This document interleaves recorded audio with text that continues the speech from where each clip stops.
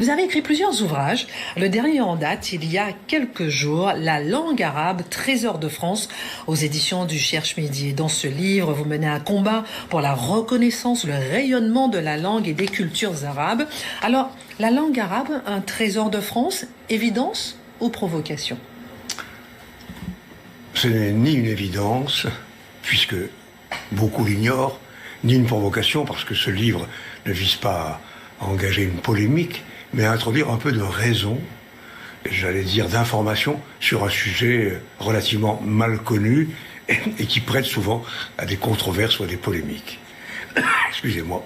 Je vous en prie. Donc, oui, en effet, ce livre vise à expliquer aux lecteurs, à rappeler que nous sommes liés à la culture orientale, à la culture arabe, à la langue arabe depuis des siècles.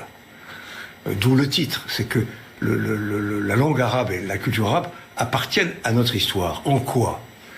Lorsque François Ier, le grand roi François Ier, décide d'imposer la langue française à l'administration, parce qu'à l'époque, pratiquement personne ne parlait le français, sauf les dirigeants, dans son ordonnance de Villers-Cotterêts, dont le président Macron veut faire un des hauts lieux de la francophonie, parallèlement, il impose l'enseignement de 3 langues au futur Collège de France, qui existe encore aujourd'hui, qui est une grande institution, le grec ancien, l'hébreu et l'arabe.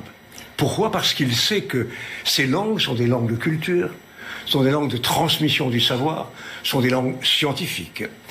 Et donc c'est très intéressant de noter que dans le même temps où la langue française est reconnue comme une langue de l'État, on ouvre la voie à la langue arabe. Et